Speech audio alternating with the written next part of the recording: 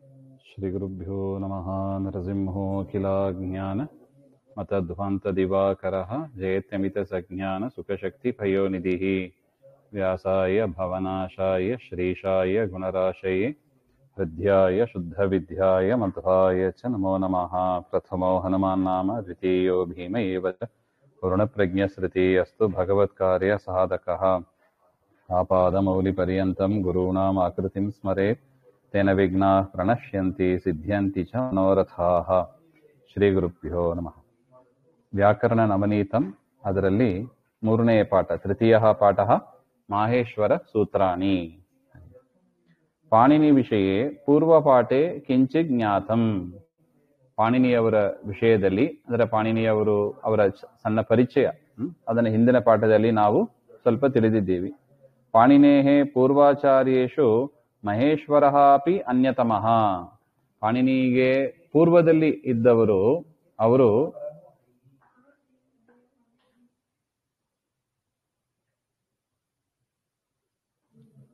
ಮಹೇಶ್ವರಃ ಅಪಿ ಅನ್ಯತಮಃ, ಅವರಲ್ಲಿ ರುದ್ರದೇವರು ಕೂಡ ಒಬ್ಬರು ಆಗಿದ್ದಾರೆ. ಶ್ಲೋಕೋಯಂ ಪ್ರಸಿದ್ಧ ಅಸ್ತಿ. ಈ ಶ್ಲೋಕ ಪ್ರಸಿದ್ಧವಾದದ್ದು. ಏನು? ಆರೋಗ್ಯಂ ಭಾಸ್ಕರಾದಿಚ್ಛೇತ್ ಶ್ರಿಯಮಿಚ್ಛೇತ್ ಹುತಾಶನಾತ್ ಜ್ಞಾನಂ ಮಹೇಶ್ವರಾದಿಚ್ಛೇತ್ ಮೋಕ್ಷಮಿಚ್ಛೇತ್ ಜನಾರ್ದನಾತ್ ಇತಿ. ನಮಗೆ ಆರೋಗ್ಯ ಬೇಕು, ಹಾಗೆಂದ್ರೆ ಭಾಸ್ಕರಾದಿಚ್ಛೇತ್, ಸೂರ್ಯನನ್ನ ಉಪಾಸನೆ ಮಾಡಿದರೆ ನಮಗೆ ಆರೋಗ್ಯ ಸಿಗ್ತದೆ. ಹುತಾಶನಾತ್, ಅಗ್ನಿ, ಪರಶುರಾಮ ದೇವರು, ಅಗ್ನಿ ಅಂತರ್ಗತ ಪರಶುರಾಮನನ್ನ ಉಪಾಸನೆ ಮಾಡಿದರೆ ಶ್ರಿಯಂ, ಸಂಪತ್ತು ಬರುತ್ತದೆ.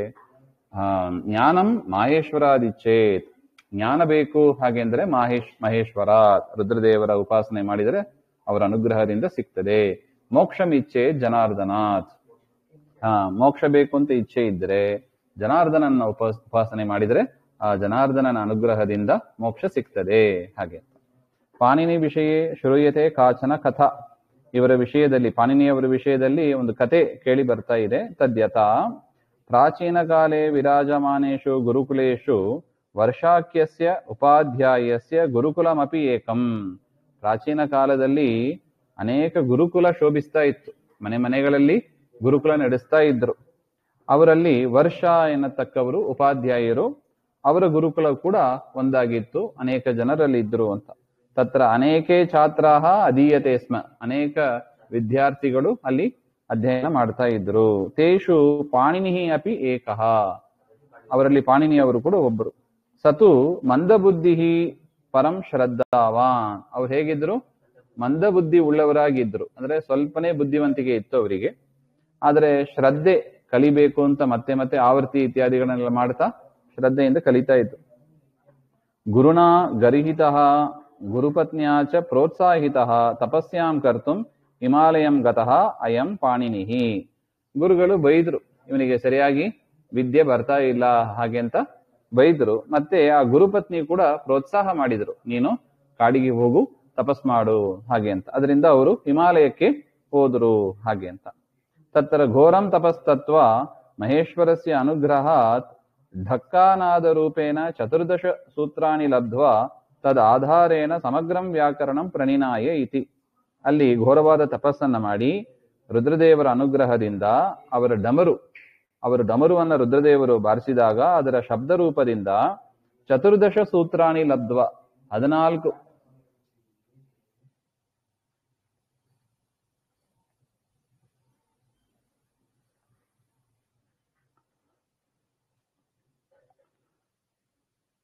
14 ಸೂತ್ರಾಣಿ ಲಬ್ಧ್ವಾ, 14 ಸೂತ್ರಗಳನ್ನ ಪಡೆದು ತದ್ ಆಧಾರೇಣ ಸಮಗ್ರಂ ವ್ಯಾಕರಣಂ ಪ್ರಣಿನಾಯ, ಆ 14 ಸೂತ್ರದ ಆಧಾರದಿಂದ ವ್ಯಾಕರಣ, ಸುಮಾರು 4000 ಸೂತ್ರಗಳು ವ್ಯಾಕರಣ ಅಷ್ಟಾಧ್ಯಾಯಿಯಲ್ಲಿ ಅಂತದನ್ನ ರಚನೆ ಮಾಡಿದರು. ಅಸ್ಮಿನ್ ವಿಷಯೇ ಪಾಣಿನೀಯ ಶಿಕ್ಷಗ್ರಂಥೆ ಏವ ಮುಕ್ತಮಸ್ತಿ. ಪಾಣಿನಿಯವರ ಶಿಕ್ಷಾ ಅಂತ ಒಂದು ಗ್ರಂಥ, ಅದರಲ್ಲಿ ಈ ರೀತಿಯಾಗಿ ಹೇಳಿದೆ. ನೃತ್ತಾವಸಾನೆ ನಟರಾಜರಾಜೋ ನನಾದ ಢಕ್ಕಾಂ ನವಪಂಚವಾರಂ ಉದ್ಧರ್ತು ಕಾಮಸ್ಸನಕಾದಿ ಸಿದ್ಧಾನ್ ಏತದ್ವಿಮರ್ಶೆ ಶಿವಸೂತ್ರಜಾಲಂ. ಒಂದ್ ಸಮಯ ನೃತ್ತಾವಸಾನೆ, ನಟನ ಮಾಡ್ತಾ, ನಟರಾಜ ಅಂದ್ರೆ ರುದ್ರದೇವರು, ನನಾದ ಡಕ್ಕಾಂ ನವಪಂಚವಾರಂ, 14 ಬಾರಿ, ನವಪಂಚ ಅಂದ್ರೆ 9 + 5 14 ಬಾರಿ ಡಮರುವನ್ನ ಬಾರಿಸಿದಾಗ ಉದ್ಧರ್ತು ಕಾಮಃ ಸನಕಾದಿ ಸನಕಾದಿಗಳನ್ನ ವಿಶೇಷವಾಗಿ ಉದ್ಧಾರಣೆ ಮಾಡಬೇಕು, ಉಪದೇಶ ಮಾಡಬೇಕು ಎನ್ನುವ ದೃಷ್ಟಿಯಿಂದ ಅವರು ಆ ತರ ಮಾಡಿದರು. ಏತದ್ವಿಮರ್ಶೆ ಶಿವಸೂತ್ರ ಜಾಲಂ, ಆದರೆ ನನಗೆ ಅದು ಸೂತ್ರಾಕಾರವಾಗಿ ಅದು ಕಿವಿಯಲ್ಲಿ ಬಿದ್ದು ನನಗೂ ಕೂಡ ಅದರಿಂದ ಉಪಯೋಗ ಬಿತ್ತು, ಅದರಿಂದ ನಾನು ವ್ಯಾಕರಣಗಳನ್ನ ರಚನೆ ಮಾಡ್ಲಿಕ್ಕಾಯ್ತು ಅಂತ ಅವರೇ ಉಲ್ಲೇಖನೆ ಮಾಡಿದ್ದಾರೆ. ಅನ್ಯತ್ರಾಪಿ ಏವ ಮುಕ್ತಂ ಅಸ್ತಿ, ಬೇರೆ ಕಡೆ ಕೂಡ ಈ ರೀತಿಯಾಗಿ ಹೇಳಿದ್ದಾರೆ. ಗೋಪರ್ವತಂ ಇತಿ ಸ್ಥಾನಂ ಶಂಭೋಹೋ ಪ್ರಖ್ಯಾಪಿತಂ ಪುರ ಯತ್ರ ಪಾಣಿನಿನಾ ಲೇಭೆ ವೈಯಾಕರ್ಣಿಕಾಗ್ರತ. ವ್ಯಾಕರಣದಲ್ಲಿ ಪ್ರಸಿದ್ಧರಾದ ಅಗ್ರಗಣ್ಯರಾದ ಪಾಣಿನಿಯಿಂದ ಗೋಪರ್ವತ ಎಂಬ ಒಂದು ಸ್ಥಾನದಲ್ಲಿ ರುದ್ರದೇವರ ಒಂದು ಅನುಗ್ರಹದಿಂದ ಈ ವಿಚಾರಗಳು ಎಲ್ಲವೂ ಕೂಡ ಅವರಿಗೆ ಉಪದೇಶಿಸಲ್ಪಟ್ಟಿತ್ತು ಹಾಗೆ ಅಂತ ಆ ಒಂದು ಮಾತು ಕೂಡ ಇದೆ. ಅತಏವ ಏತೇಷಾಂ ಸೂತ್ರಾಣ ಮಾಹೇಶ್ವರಾಣಿ ಇತಿ ಪ್ರಸಿದ್ಧಿ. ಅದರಿಂದಲೇ ಈ ಸೂತ್ರಗಳಿಗೆ 14 ಸೂತ್ರಗಳಿಗೆ ಏನಂತ ಹೆಸರು? ಮಹೇಶ್ವರ ಅಲ್ಲ, ಮಾದೀರ್ಘ, ಮಾಹೇಶ್ವರಾಣಿ ಸೂತ್ರಾಣಿ ಹಾಗೆ ಅಂತ ಪ್ರಸಿದ್ಧಿ ಇದೆ. ಏನಾಕ್ಷರ ಸಮಾಮ್ನಾಯಂ ಅಧಿಗಮ್ಯ ಮಹೇಶ್ವರಾತ್ ಕೃತ್ಸ್ನಂ ವ್ಯಾಕರಣಂ ಪ್ರೋಕ್ತಂ ತಸ್ಮೈ ಪಾಣಿನಯೇ ನಮಃ. ಅಕ್ಷರ ಸಮಾಮ್ನಾಯ ಅಂದ್ರೆ ಇದೆ 14 ಸೂತ್ರಗಳು ಏನಿದೆ ಅದನ್ನ ಮಹೇಶ್ವರಾತ್ ಅಧಿಗಮ್ಯ ರುದ್ರದೇವರ ಅನುಗ್ರಹದಿಂದ ಅದನ್ನ ಪಡೆದು ಕೃತ್ಸ್ನಂ ವ್ಯಾಕರಣಂ ಪ್ರೋಕ್ತಂ ಎಲ್ಲಾ ವ್ಯಾಕರಣ ಅಂದ್ರೆ ವ್ಯಾಕರಣ ಶಾಸ್ತ್ರವನ್ನ ರಚನೆ ಮಾಡಿದ ಪಾಣಿನಿ ಋಷಿಗಳಿಗೆ ನಮಸ್ಕಾರ ಹಾಗೆ ಅಂತ. ಇದು ಆದಿಯಲ್ಲಿ ಪಠಿಸಬೇಕಾದ ಒಂದು ಮಂಗಲ ಶ್ಲೋಕವೂ ಆಗಿದೆ. ಇನ್ನು ಸೂಚನಾತ್ ಸೂತ್ರ ಮುಚ್ಚತೆ, ಇದೇ 14 ಸೂತ್ರ ಅಂತ ಹೇಳಿದ್ರು. ಸೂತ್ರ ಅಂದ್ರೆ ಏನು ಹಾಗೆ ಅಂದ್ರೆ ಸೂಚನಾತ್ ಸೂತ್ರ ಮುಚ್ಚತೆ, ಸೂಚನೆ ಮಾಡೋದಷ್ಟೇ, ಡೀಟೇಲ್ ಆಗಿ ವಿಸ್ತಾರವಾಗಿ ಇರೋದಿಲ್ಲ, ಅದು ಸಂಕ್ಷೇಪವಾಗಿ ಸೂಚನೆ ಮಾಡೋದು ವಿಷಯವನ್ನ, ಅದನ್ನ ಸೂತ್ರ ಅಂತ ಕರೀತಾರೆ. ತತ್ರ ಸಂಕ್ಷೇಪಸ್ತಾವತ್ ಶಬ್ದತಃ ಭವತಿ ನತು ಅರ್ಥತಃ ಭವತಿ. ಇಲ್ಲಿ ಸೂಚನಾತ್ ಸಂಕ್ಷೇಪವಾಗಿದೆ ಅಂತ ಹೇಳ್ತಾರೆ.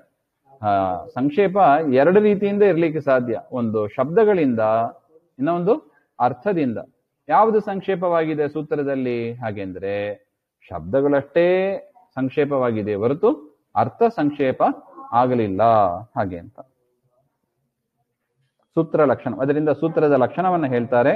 ಅಲ್ಪಾಕ್ಷರಂ ಅಸಂದಿಗ್ಧಂ ಸಾರವತ್ ವಿಶ್ವತೋಮುಖಂ ಅಸ್ತೋಭಂ ಅನಬದ್ಧ್ಯಂ ಚ ಸೂತ್ರಂ ಸೂತ್ರವಿದೋ ವಿದುಹು.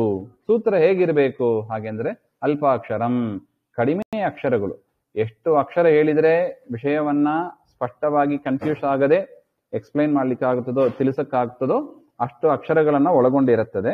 ಅಸಂದಿಗ್ಧಂ, ಯಾವುದು ಸಂದಿಗ್ಧ ಡೌಟ್ಫುಲ್ ಆಗಿ ಇರಬಾರ್ದು, ಸಂದೇಹ ಬರುವಂತೆ ಇರಬಾರ್ದು, ಸ್ಪಷ್ಟವಾಗಿ ವಿಷಯದ ನಿರೂಪಣೆ ಆಗಿರಬೇಕು.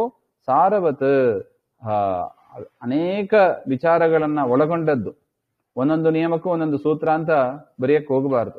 ಅನೇಕ ವಿಷಯಗಳನ್ನ ಸೇರಿಸಿ ಒಟ್ಟುಗೂಡಿ ಒಂದು ಸೂತ್ರ ಬರೆಯುವಂತೆ. ಒಂದೊಂದು ನಿಯಮಕ್ಕೂ ಒಂದೊಂದು ಸೂತ್ರ ಬರಿತಾ ಹೋದ್ರೆ ಜಾಸ್ತಿ ಆಗ್ಬಿಡ್ತದೆ. ಅದರಿಂದ ಸಾರವತ್, ಸಾರಭೂತವಾಗಿ ಇರಬೇಕು. ಅಂದ್ರೆ ಈ ಒಂದು ಸೂತ್ರವನ್ನು ಇಟ್ಟುಕೊಂಡು ಅನೇಕ ವಿಷಯ, ಅನೇಕ ಕಡೆ ಅದನ್ನೆಲ್ಲ ನಾವು ಉಪಯೋಗಿಸಿ ಆ ವ್ಯಾಕರಣ ಆ ನಿಯಮವನ್ನ ಅಪ್ಲೈ ಮಾಡುವಂತೆ ಆಗಬೇಕು ಹಾಗೆ ಅಂತ. ವಿಶ್ವತೋಮುಖಂ, ಸಾರಭೂತವಾಗಿರ್ಬೇಕು, ಅದೇ ತರ ವಿಶ್ವತೋಮುಖವಾಗಿ ಇರಬೇಕು, ಎಲ್ಲ ಕಡೆಯಲ್ಲೂ ಕೂಡ ಅದನ್ನ ಅಪ್ಲೈ ಮಾಡುವಂತೆ ಇರಬೇಕು ಹಾಗೆ ಅಂತ. ಅಸ್ತೋಭಂ, ಅದರಲ್ಲಿ ವ್ಯರ್ಥವಾದ ಅಕ್ಷರಗಳು ಅಂತ ಯಾವುದು ಇರಬಾರದು ಹಾಗೆ ಅಂತ. ಅನವದ್ಯಂ, ಅದು ದೋಷಯುಕ್ತವಾಗಿಯೂ ಕೂಡ ಇರಬಾರದು ಹಾಗೆ ಅಂತ. ಅಸ್ತೋಭಂ ಅನವದ್ಯಂ ಚ ಸೂತ್ರಂ ಸೂತ್ರವಿದೋ ವಿದುಹು, ಇದು ಸೂತ್ರದ ಲಕ್ಷಣ ಹಾಗೆ ಅಂತ ಸೂತ್ರಗಳನ್ನ ಬಲ್ಲವರು ಹೇಳ್ತಾರೆ ಹಾಗೆ ಅಂತ. ಇಂಥ ಸೂತ್ರಗಳು 14 ಸೂತ್ರಗಳನ್ನ ರುದ್ರದೇವರ ಅನುಗ್ರಹದಿಂದ ಪಾಣಿನಿಯವರು ಪಡೆದು ವ್ಯಾಕರಣವನ್ನ ರಚನೆ ಮಾಡಿದ್ರು. ತತ್ರ ಸಂಕ್ಷೇಪಾರ್ಥಂ ತಾವತ್ ಏತಾನಿ ಸೂತ್ರಾಣಿ ಸಾಹಾಯ್ಯಂ ಆಚರಂತಿ. ಶಬ್ದ ಸಂಕ್ಷೇಪಾರ್ಥಂ, ಶಬ್ದದ ಒಂದು ಸಂಕ್ಷೇಪಕ್ಕಾಗಿ ಸಣ್ಣದಾಗಿ ಶಬ್ದಗಳನ್ನ ಬಳಸಿ ವಿಶಾಲವಾದ ಅರ್ಥವನ್ನ ಹೇಳಲಿಕ್ಕೆ ಅದಕ್ಕಾಗಿ ಈ ಸೂತ್ರಾಣಿ ಸಾಹಾಯ್ಯಂ ಆಚರಂತಿ. ಏಷಾಮೇವ ಪ್ರತ್ಯಾಹಾರ ಸೂತ್ರಾಣಿ ಇತಿ ನಾಮ. ಆ ಸೂತ್ರಗಳಲ್ಲೂ ಕೂಡ ಏನ್ ಮಾಡ್ತಾರೆ, ಈ ಸಣ್ಣದಾಗಿ ಬರಬೇಕು ಎಂಬ ಅದಕ್ಕಾಗಿ ಅವರು ಒಂದು ಪ್ರತ್ಯಾಹಾರ ಎನ್ನತಕ್ಕ ಒಂದು ಸೂತ್ರವನ್ನ ಬಳಸ್ತಾರೆ. ಪ್ರತ್ಯಾಹಾರ ಅಂದ್ರೆ ಏನು? ವಿಷಯಗಳನ್ನ ಸಂಕ್ಷೇಪವಾಗಿ ಸೂತ್ರಗಳಲ್ಲಿ ತಿಳಿಸುವುದಕ್ಕಾಗಿ ಬಳಸುವ ಒಂದು ಕ್ರಮ ಅದು. ಅದನ್ನ ಪ್ರತ್ಯಾಹಾರ ಅಂತ ಹೇಳ್ತಾರೆ. ವೇದ ತುಲ್ಯತ್ವಾತ್ ಅಕ್ಷರ ಸಮಾಮ್ನಾಯ ಇತಿ ಚತುರ್ದಶ ಸಂಖ್ಯಾಕತ್ವಾತ್ ಚತುರ್ದಶ ಸೂತ್ರಾಣಿ ಇತಿ ಪ್ರಸಿದ್ಧ. ಇದು ವೇದಕ್ಕೆ ತುಲ್ಯವಾಗಿದೆ, ಅದರಿಂದ ಇದನ್ನ ಅಕ್ಷರ ಸಮಾಮ್ನಾಯ ಅಂತ ಕರೀತಾರೆ. ಯಾವುದನ್ನ? ಈ 14 ಸೂತ್ರವನ್ನ. ಮತ್ತು 14 ಸೂತ್ರಗಳು ಇದೆ, ಅದರಿಂದ ಇದನ್ನ ಚತುರ್ದಶ ಸೂತ್ರಾಣಿ ಅಂತಲೂ ಕರೀತಾರೆ. ಅದರಿಂದ ಮಾಹೇಶ್ವರ ಸೂತ್ರಾಣಿ ಅಂತ ಕರಿಬಹುದು, ಅಕ್ಷರ ಸಮಾಮ್ನಾಯ ಅಂತ ಕರಿಬಹುದು, ಚತುರ್ದಶ ಸೂತ್ರಾಣಿ ಅಂತ ಕರಿಬಹುದು. ಇದೆಲ್ಲ ಬೇರೆ ಬೇರೆ ಹೆಸರುಗಳು ಅಷ್ಟೇ. ಪ್ರತ್ಯಾಹಾರ ಇತ್ಯಸ್ಯ ವ್ಯುತ್ಪತ್ತಿಸ್ತು ಇತ್ತಂ ದರ್ಶಿತ ಪ್ರತ್ಯಾಹ್ರಿಯಂತೆ ಸಂಕ್ಷಿಪ್ಯಂತೆ ವರ್ಣಾಹ ಪ್ರತ್ಯಯಾಹ ವಾ ಅನೇನ ಇತಿ. ಯಾವುದರಿಂದ? ವರ್ಣಗಳ ಒಂದಿಷ್ಟು ವರ್ಣಗಳಿಗೆ ಒಂದು ಹೆಸರು, ಒಂದಿಷ್ಟು ಪ್ರತ್ಯಯಗಳಿಗೆ ಈ ಹೆಸರು, ಹಾಗೆ ಅಂತ ನಾವು ಕೊಡ್ಲಿಕ್ಕಾಗ್ತದೋ ಅದನ್ನ ಏನ್ ಕರೀತಾರೆ? ಪ್ರತ್ಯಾಹಾರ ಅಂತ ಕರೀತಾರೆ. ಪ್ರತ್ಯಾಹಾರ ಇತ್ಯಸ್ಯ ವ್ಯುತ್ಪತ್ತಿ, ಅದೇ ಆ ಶಬ್ದ ಹೇಗೆ ಬಂತು ಹಾಗೆಂದ್ರೆ ಇತ್ತಂ ದರ್ಶಿತ, ಈ ರೀತಿಯಾಗಿ ಅದನ್ನ ನಿರೂಪಣೆ ಮಾಡ್ತಾ ಇದ್ದಾರೆ. ಹೇಗೆ ಹಾಗೆಂದ್ರೆ ಪ್ರತ್ಯಾಹ್ರಿಯಂತೆ ಇತಿ ಪ್ರತ್ಯಾಹಾರ. ಪ್ರತ್ಯಾಹಾರ ಅಂದ್ರೆ ಏನು? ಪ್ರತ್ಯಾಹ್ರಿಯಂತೆ ಅಂದ್ರೆ ಏನು? ಸಂಕ್ಷಿಪ್ಯಂತೆ ಅಂತ ಅರ್ಥ, ಸಂಕ್ಷೇಪವಾಗಿ ಹೇಳೋದು ಅಂತ ಅರ್ಥ. ಪ್ರತ್ಯಾಹ್ರಿಯಂತೆ ಅಂದ್ರೆ ಏನು? ಸಂಕ್ಷೇಪವಾಗಿ ಹೇಳೋದು. ಯಾವುದರದು? ಅಕ್ಷರಗಳು, ಪ್ರತ್ಯಯಗಳು, ಇದನ್ನ ಸಂಕ್ಷೇಪವಾಗಿ ಹೇಳೋದು. 10 ಅಕ್ಷರ ಹೇಳೋದು ಬದಲು 2 ಅಕ್ಷರ ಹೇಳಿದರೆ ಸಣ್ಣದಾಗ್ತದೋ ಇಲ್ಲೋ?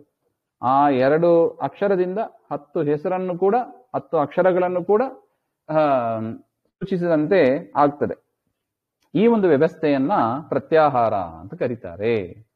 ಅದು ಇನ್ನು ನೋಡಿದರೆ ಸ್ಪಷ್ಟ ಆಗ್ತದೆ. ಪ್ರತ್ಯಾಹಾರ ಸೂತ್ರಾಣಿ ಯಾವುದು ಹಾಗೆಂದ್ರೆ ಐವುನ್, ರಿಲ್ರಿಕ್, ಏವೋಂ, ಐಔಚ್, ಹಯವರಟ್, ಲಣ, ಞಮಗಣನಂ, ಜಬೈ, ಘಡಧಶ್, ಜಬಗಡದಶ್, ಕಫ ಚಠತ ಚಟತೌ, ಕಪೈ, ಶಶಸರ್, ಹಲ ಇತಿ. ಇದು 14 ಸೂತ್ರಗಳು ಹಾಗೆ ಅಂತ. ಪ್ರತ್ಯಾಹಾರ ವಿಧಾನಂ, ಈ ಪ್ರತ್ಯಾಹಾರವನ್ನು ಹೇಗೆ ಮಾಡೋದು ಹಾಗೆ ಅಂತ ಇಲ್ಲಿ ತಿಳಿಸ್ತಾ ಇದ್ದಾರೆ. ಪ್ರತ್ಯಾಹಾರ ಗ್ರಹಣಾರ್ಥಂ ಏತಾನಿ ಸೂತ್ರಾಣಿ ಅವಶ್ಯಂ ಜ್ಞಾತವ್ಯಾನಿ.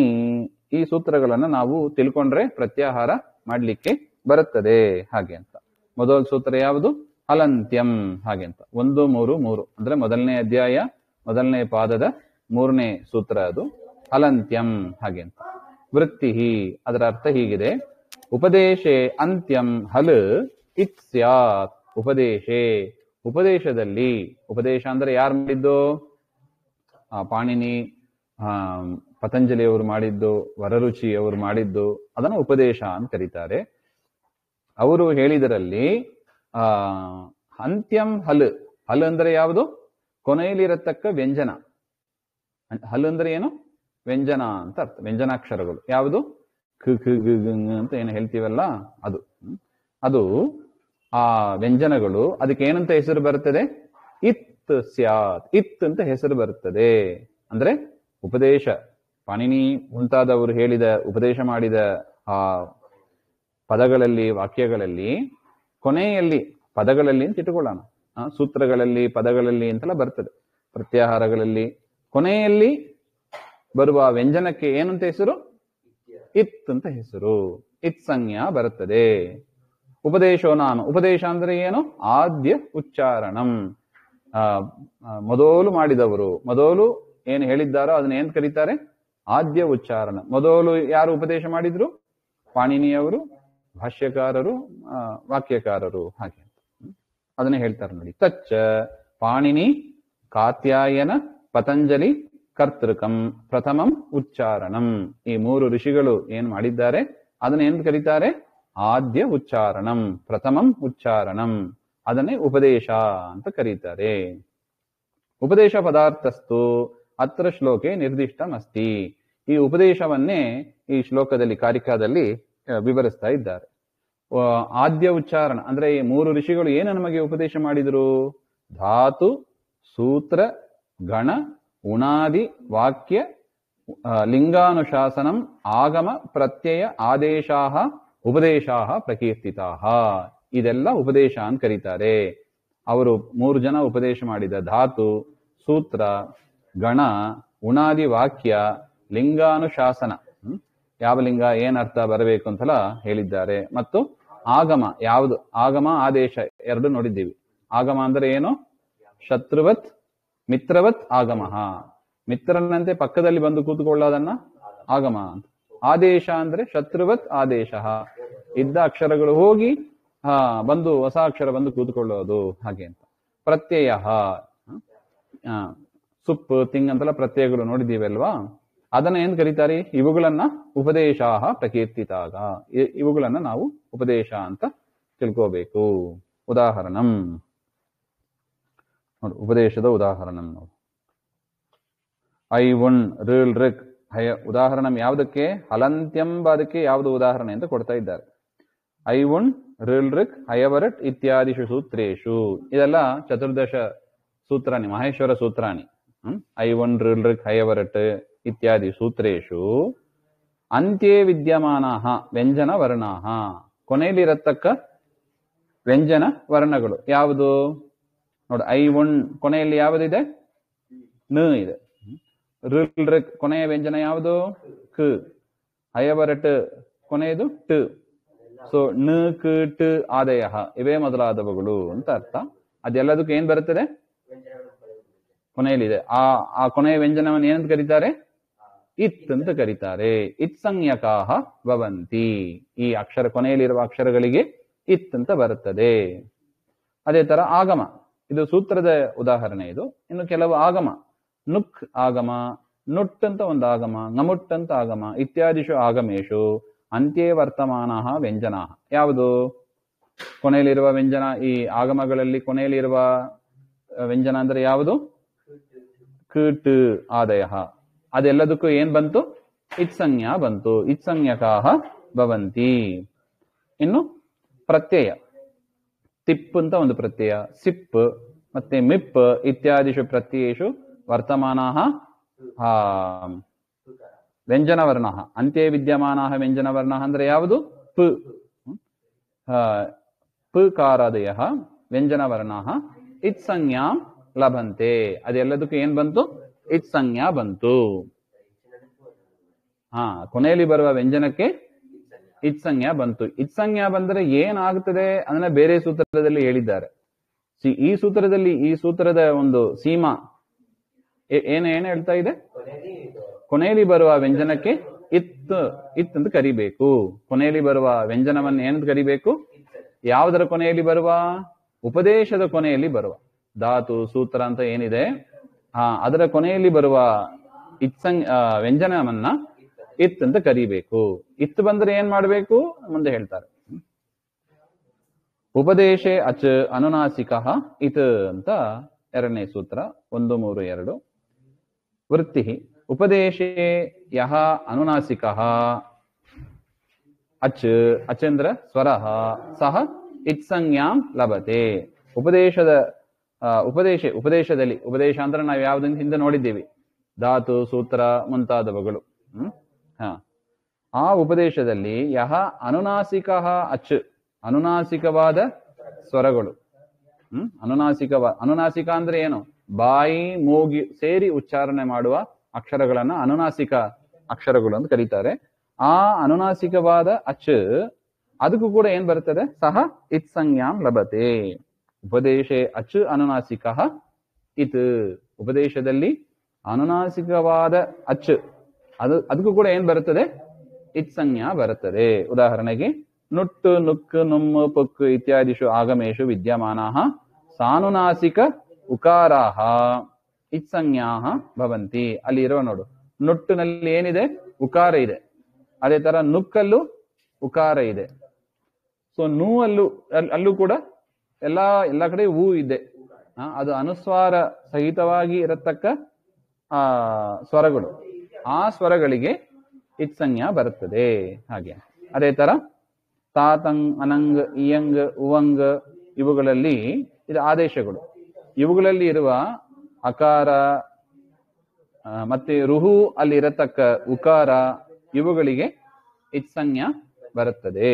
ನೋಡಿ, ಇಲ್ಲಿ ಅನುನಾಸಿಕವಾದ ಸ್ವರ, ಅಂತಿಮ ವರ್ಣ ನೋಡಬಾರ್ದು. ಇಲ್ಲಿ ಅನುನಾಸಿಕವಾದ ಸ್ವರ ಎಲ್ಲಿ ಬಂದಿದೆ ಅಂತ ಅವರೇ ಹೇಳ್ತಾರೆ, ಅದಕ್ಕೆಲ್ಲ ಇತ್ಸಂಜ್ಞ ಬರುತ್ತದೆ. ಏದ ಸ್ಪರ್ಧ ಇತ್ಯಾದಿಷು ಧಾತುಷು ವಿದ್ಯಮಾನ ಅಕಾರ, ಅಲ್ಲಿ ಕೊನೆಯಲ್ಲಿ ಇದೆ ನೋಡಿ, ಏಧ ಕೊನೆಯಲ್ಲಿ ಏನಿದೆ? ಅಕಾರ ಇದೆ. ಸ್ಪರ್ಧ ಕೊನೆಯಲ್ಲಿ ಏನಿದೆ? ಅಕಾರ ಇದೆ. ಅಲ್ಲಿರತಕ್ಕ ಅಕಾರ ಮತ್ತು ಚಕ್ಷಿಂಗ್ ಇತ್ಯಾದಿಷು, ಚಕ್ಷಿಂಗ್ ಮೊದಲಾದ ಧಾತುಗಳಲ್ಲಿ ಇರತಕ್ಕ ಇಕಾರ, ಇಕಾರ. ಮತ್ತೆ ಗುಪು ಇತ್ಯಾದಿಷು ಧಾತುಷು ವಿದ್ಯಮಾನ ಊಕಾರ, ಲಾಸ್ಟ್ ಅಲ್ಲಿ ಏನಿದೆ? ಊ ಇದೆ. ಅದೆಲ್ಲದಕ್ಕೂ ಕೂಡ. ಮತ್ತು ಕಟೆ ಇತ್ಯಾದಿಷು ಧಾತುಷು ವಿದ್ಯಮಾನ ಏಕಾರ, ಕಟೆ ಎನ್ನುವ ಧಾತುವಿನಲ್ಲಿ ಇರತಕ್ಕ ಏಕಾರ, ಅವುಗಳಿಗೆ ಕೂಡ ಏನ್ ಬರುತ್ತದೆ? ಇತ್ಸಂಜ್ಞಾಂ ಲಭಂತೆ.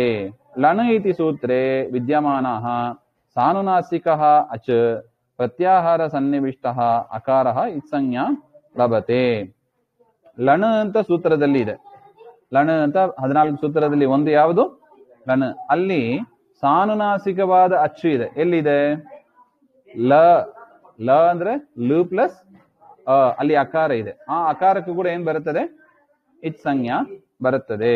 ಹಾಗೆ ಅಂತ ಈ ರೀತಿಯಾಗಿ ಉಪದೇಶೆ ಅಚ್ ಅನುನಾಸಿಕ ಇತ್ ಹಾಗೆಂಬ ಸೂತ್ರದ ಪ್ರಕಾರ ಉಪದೇಶದಲ್ಲಿ ಅನುನಾಸಿಕ ಪೂರ್ವಕವಾದ ಸ್ವರಗಳಿಗೆ ಇತ್ಸಂಜ್ಞಾ ಬರುತ್ತದೆ.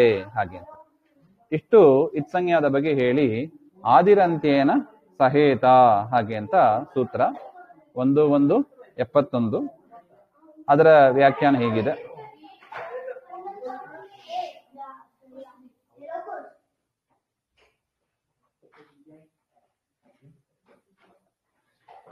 ಅಂತ್ಯೇನ ಇತಾ ಸಹಿತಃ ಆದಿಹಿ ಮಧ್ಯಗಾನಾಂ ಸ್ವಸ್ಯ ಚ ಸಂಜ್ಞಾ ಸ್ಯಾತ್ ಹಾಗೆ ಅಂತ. ಇದು ಪ್ರತ್ಯಾಹಾರವನ್ನ ಹೇಗೆ ಮಾಡೋದು ಅಂತ ತಿಳಿಸಿಕೊಡ್ತಾ ಇದ್ದಾರೆ. ಅಂತ್ಯೇನ ಇತಾ ಸಹಿತಃ, ಅಂತ್ಯದಲ್ಲಿ ಏನಾಗಿರಬೇಕು? ಇತ್ಸಂಜ್ಞಾ, ಇತ್ಸಂಜ್ಞಾದಿಂದ ಕೂಡಿದ್ದಾಗಿರಬೇಕು. ಆದಿ ಮಧ್ಯಗಾನಾಂ, ಆ ರೀತಿಯಾಗಿ ಯಾವುದ್ರ ಕೊನೆಯಲ್ಲಿ ಇತ್ಸಂಜ್ಞಾ ಇದೆ ಅದು ಆದಿ ಮತ್ತು ಮಧ್ಯದಲ್ಲಿ ಇರುವ ಅಕ್ಷರಗಳಿಗೆ ಸ್ವಸ್ಯ ಚ ಸಂಜ್ಞಾ ಸಾತ್, ತನ್ನ ಹೆಸರು ಬರ್ತದೆ ಹಾಗೆ ಅಂತ. ಅಂದ್ರೆ ಮೊದಲನೇ ಅಕ್ಷರದ ಹೆಸರು ಬರ್ತದೆ. ಮೊದಲನೇ ಅಕ್ಷರ ಮತ್ತು ಇತ್ಸಂಜ್ಞಾ ಸೇರಿ ಒಂದು ಹೆಸರು ಬಂದ್ರೆ ಯಾವ ಅಕ್ಷರಗಳಿಗೆ ಆ ಹೆಸರು? ಮೊದಲಿರುವ ಅಕ್ಷರ ಪ್ಲಸ್ ಮಧ್ಯದಲ್ಲಿ ಇರುವ ಅಕ್ಷರ, ಅದೆಲ್ಲದಕ್ಕೂ ಸೇರಿ ತನ್ನ ಇತ್ಸಂಜ್ಞಾ ತನಕ ಯಾವ ಅಕ್ಷರ ಇದೆ ಅವುಗಳಿಗೆ ಸ್ವಸ್ಯ ಚ ಸಂಜ್ಞಾ ತನ್ನ ಹೆಸರು ಬರ್ತದೆ ಹಾಗೆ ಅಂತ. ಒಂದು ಉದಾಹರಣೆ ನೋಡಿದ್ರೆ ಸ್ಪಷ್ಟ ಆಗ್ತದೆ. ಉದಾಹರಣೆಗೆ ಅಕ್ ಅಂತ ಒಂದು ಪ್ರತ್ಯಾಹಾರ ನೋಡಿ, ಪ್ರತ್ಯಾಹಾರ ಮಾಡುವ ಕ್ರಮ. ಈಗ ಮಾಹೇಶ್ವರ ಸೂತ್ರಾಣಿ ತೆಗಿಯೋಣ. ಅ ಅಂತ ಎಲ್ಲಿ ಪ್ರಾರಂಭವಾಗ್ತದೆ? ಯಾವ ಸೂತ್ರದಲ್ಲಿ? ಮಹೇಶ್ವರಾಣಿ ಪ್ರತ್ಯಾಹಾರ ಸೂತ್ರಾಣಿ ಇದಲ್ವಾ? ನೋಡಿ, ಪ್ರತ್ಯಾಹಾರ ಯಾವುದು ನೋಡ್ತಾ ಇದ್ದೀವಿ ನಾವು? ಅಕ್ ಅಂತ ಇದೆ. ಮೊದಲು ನೋಡೋದು ಯಾವುದು? ಉದಾಹರಣೆ ಯಾವುದು ನೋಡ್ತಾ ಇರೋದು?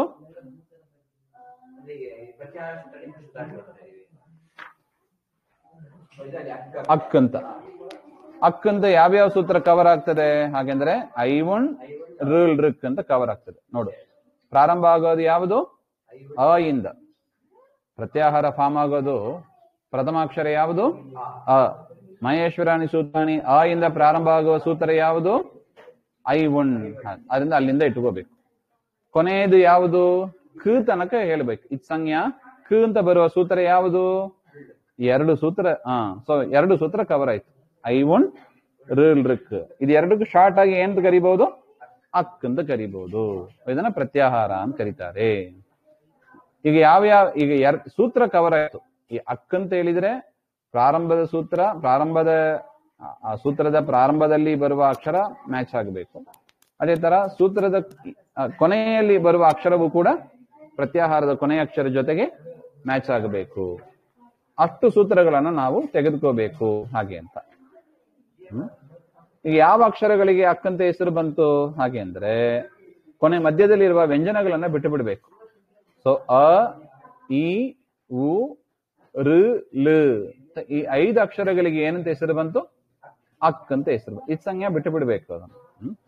ನೋಡು ಕ ಎರಡು ಅದು ಇತ್ಸಂಜ್ಞ ಬರುತ್ತದೆ, ಅದನ್ನ ಬಿಟ್ಟು ಬಿಡಬೇಕು. ಹಾಗೆ ಅದನ್ನ ಹೇಳ್ತಾ ಇದ್ದಾರೆ. ಅಂತ್ಯೇನ ಇತ್ಸಂಜ್ಞಕೇನ, ಕೊನೆಯಲ್ಲಿ ಇತ್ಸಂಜ್ಞಾದಿಂದ ಕಕಾರೇನ ಸಹಿತ, ಕಕಾರದಿಂದ ಕೂಡಿದ್ದು. ಅಂದ್ರೆ ಕ ಅಂತ ಇದೆ ನೋಡು ಕೊನೆಯಲ್ಲಿ, ಅದು ಇತ್ಸಂಜ್ಞ ಆಗಿದೆ. ಅಂತ ಕಕಾರದಿಂದ ಕೂಡಿದ ಆದಿಹಿ ಅಕಾರ, ಮೊದಲನೇ ಅಕ್ಷರ ಯಾವುದು? ಅ. ಅ ಮತ್ತು ಮಧ್ಯಗಾನಂ, ಮಧ್ಯದಲ್ಲಿ ಇರುವ ಅಕ್ಷರ. ಸೊ ಯಾವ್ಯಾವುದು? ಅ, ಇ, ಉ, ಋ, ಲ್, ಈ 5 ಅಕ್ಷರ, ಈ ವರ್ಣಾನಾಂ, ಈ 5 ವರ್ಣಗಳ ಸ್ವಸ್ಯ, ತನ್ನ ಹೆಸರು. ತನ್ನ ಹೆಸರು ಅಂದ್ರೆ ಯಾವುದು? ಅ. ಅ ಇಂದ ಪ್ರಾರಂಭ ಆಗ್ತದೆ, ಅ ಅಂತ ಹೆಸರು. ಅಕಾರಸ್ಯ ಚ ಸಂಜ್ಞಾ ಸ್ಯಾತ್ ತೇನ ಅಕ್. ಸೊ ಈಗ ಅಕ್ ಅಂದ್ರೆ ಯಾವ್ಯಾವ ಅಕ್ಷರಗಳಿಗೆ ಹೆಸರು ಬಂತು? ಆದಿ ಅಕ್ಷರ ಯಾವುದು? ಆದಿ ಅಕ್ಷರವಾದ ಅ, ಮಧ್ಯದ ಅಕ್ಷರವಾದ ಈ ಋ ವರ್ಣಾಹ ಇತ್ಯರ್ಥೋ ಭವತಿ.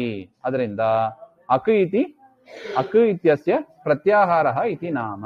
ಸೊ ಅಕ್ ಅಂದ್ರೆ ಇದನ್ನ ಪ್ರತ್ಯಾಹಾರ ಅಂತ ಕರಿತೀವಿ. ಮಧ್ಯದಲ್ಲಿ ಆದಿ ಅಕ್ಷರ ಮತ್ತು ಮಧ್ಯ ಅಕ್ಷರ, ಆ ಎಲ್ಲಾ ಅಕ್ಷರಗಳಿಗೂ ಕೂಡ ಆ ಪ್ರತ್ಯಾಹಾರದಿಂದ ಕರಿತೀವಿ, ಹಾಗೆ ಅಂತ ಅರ್ಥ. ಇನ್ನೊಂದು ಉದಾಹರಣೆ, ಇಕ್ ಅಂತ ಬಂತು. ಇಕ್ ಎಂಬುದು ಒಂದು ಪ್ರತ್ಯಾಹಾರ. ಸೊ ಯಾವ ಸೂತ್ರ ಕವರ್ ಆಗ್ತದೆ? ಈ ಬರುವ ಸೂತ್ರ ಯಾವುದು? ಐ ಉಣ್ ಅಂತ ಮಧ್ಯದಲ್ಲಿ ಇದೆ, ಐ ಉಣ್ ಹಾಗೆ ಅಂತ ಇಕಾರ ಇದೆ ಅಲ್ಲಿ. ಮತ್ತು ಕೊನೆಯಲ್ಲಿ ಕ ಅಂತ ಇದೆ, ಕ ಅಂತ ಬರುವ ಸೂತ್ರ ಯಾವುದು? ಋಕ್, ಸೇಮ್. ಸೊ ಈಗ ಆದಿ ಮಧ್ಯಗಾನ, ಆದಿ ಅಕ್ಷರ ಯಾವುದು? ಆದಿ ಅಕ್ಷರ ಈನೆ. ಈ ಮತ್ತು ಮಧ್ಯಗಾನ, ಮಧ್ಯದಲ್ಲಿ ಇರುವ ಅಕ್ಷರ ಅಂದ್ರೆ ಯಾವುದು? ಉ, ಋ, 4 ಅಕ್ಷರ. ಮೊದಲಿರುವ ತಗೋಬಾರದು. ಯಾಕೆ? ಇದು ಯಾವ ಪ್ರತ್ಯಾಹಾರ? ಇಕ್ ಪ್ರತ್ಯಾಹಾರ, ಅಕ್ ಪ್ರತ್ಯಾಹಾರ ಇಲ್ಲ. ಸೊ ಆದಿ ಅಕ್ಷರ ಎಲ್ಲಿದೆಯೋ ಅಲ್ಲಿಂದಲೇ ತಗೋಬೇಕು.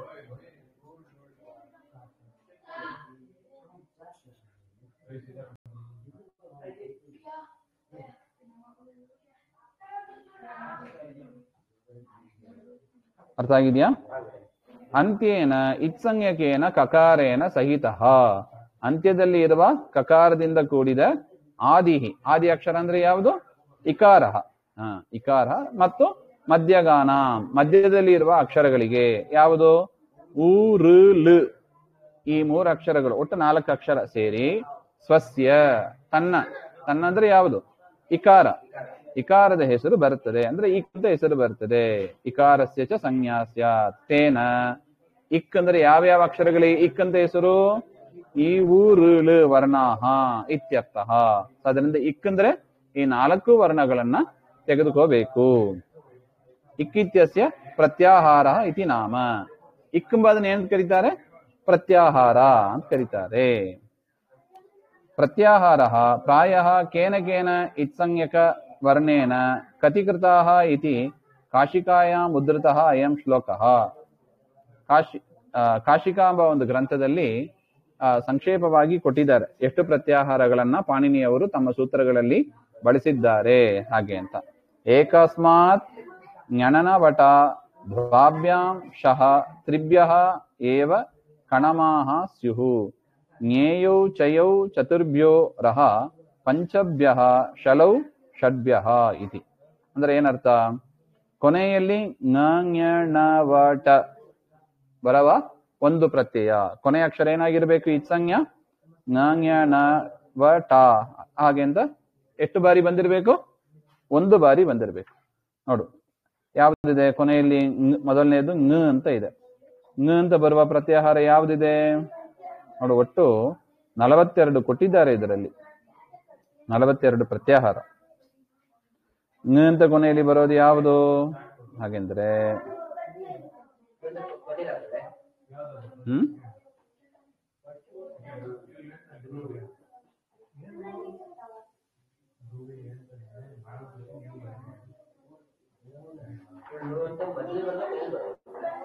ಅಂತ ಇತ್ಸಂಜ್ಞ ಇರೋದು ನೋಡು. 13ನೇ ಪ್ರತ್ಯಾಹಾರ ನೋಡು, ಏಂಗ್ ಅಂತ ಬಂದಿದೆ. 13ನೇ ಪ್ರತ್ಯಾಹಾರ ಏನು? ಏಂಗ್. ಸೊ ಕೊನೆಯಲ್ಲಿ ನಕಾರ ಬಂದಿದೆ. ಆ ರೀತಿಯಾಗಿ ನಕಾರ ಕೊನೆಯಲ್ಲಿ ಇರುವ ಒಂದು ಪ್ರತ್ಯಾಹಾರ ಅಂತ ಅರ್ಥ. ಅದೇ ತರ ಎರಡನೇದ ಅಕ್ಷರ ಯಾವುದು? ಜ್ಞ ವಟ ಅಂತ ಎರಡನೇ ಅಕ್ಷರ ಜ್ಞ ಅಂತ ಇದೆ. ಅದು ಒಂದೇ ಬಂದಿರೋದು ಅಂತ ಅರ್ಥ. ಞ ಅಂತ ಕೊನೆಯಲ್ಲಿರುವ ಪ್ರತ್ಯಾಹಾರ ಯಾವುದು ಹಾಗೆ ಅಂತ ಹುಡುಕಿದರೆ 31ನೇದು ಯಂಗ್ಯ ಅಂತ ಇದೆ. 31ನೇ ಪ್ರತ್ಯಾಹಾರ ಯಂಗ್ಯ ಅಂತ. ಈ ತರ ಒಂದೊಂದೇ ಹುಡುಕ್ತಾ ಹೋಗಬೇಕು. ಇನ್ನು ದ್ವಾಭ್ಯಾಂ ಶಹ, ಕೊನೆಯಲ್ಲಿ ಶಕಾರ ಇರುವುದು ಎಷ್ಟು ಪ್ರತ್ಯಾಹಾರ ಇದೆ? ದ್ವಾಭ್ಯಾಂ, 2 ಇದೆ ಹಾಗೆ ಅಂತ. ಇನ್ನು ಕರ್ಣಮ, ಕರ್ಣಮ ಅಂತ ಇರುವ ಪ್ರತ್ಯಾಹಾರಗಳು ಎಷ್ಟಿದೆ ಕೊನೆಯಲ್ಲಿ? ತ್ರಿಭ್ಯ, 3 ಪ್ರತ್ಯಾಹಾರಗಳಿಗೆ ಕ ಅಂತ ಮುಗಿಯುವುದು 3 ಪ್ರತ್ಯಾಹಾರ, ನ ಅಂತ ಮುಗಿಯೋದು 3 ಪ್ರತ್ಯಾಹಾರ, ಮ ಅಂತ ಮುಗಿಯೋದು 3 ಪ್ರತ್ಯಾಹಾರ ಹಾಗೆ ಅಂತ. ಇನ್ನು ಜ್ಞೇಯೌ ಚಯೌ ಚತುರ್ಭ್ಯ ಹಾಗೆ ಅಂತ. ಚ ಯೌ ಹಾಗೆ ಅಂತಲ್ಲ, ಚತುರ್ಭ್ಯ 4 ಇದೆ. ರಹ ಪಂಚಭ್ಯ, ಶಲೌ ಅಂತ ಷಡ್ಭ್ಯ, ಹೀಗಂತೆಲ್ಲ ಸೇರಿ ಒಟ್ಟು 42 ಮಾಹೇಶ್ವರಾಣಿ ಸೂತ್ರಾಣಿ ಇದೆ ಅಂತ ಅರ್ಥ. ಶ್ರೀಮಧ್ವಾಂತರ್ಗತ ಶ್ರೀಕೃಷ್ಣಾರ್ಪಣಮಸ್ತು. ಶ್ರೀಹರೇ ನಮಃ.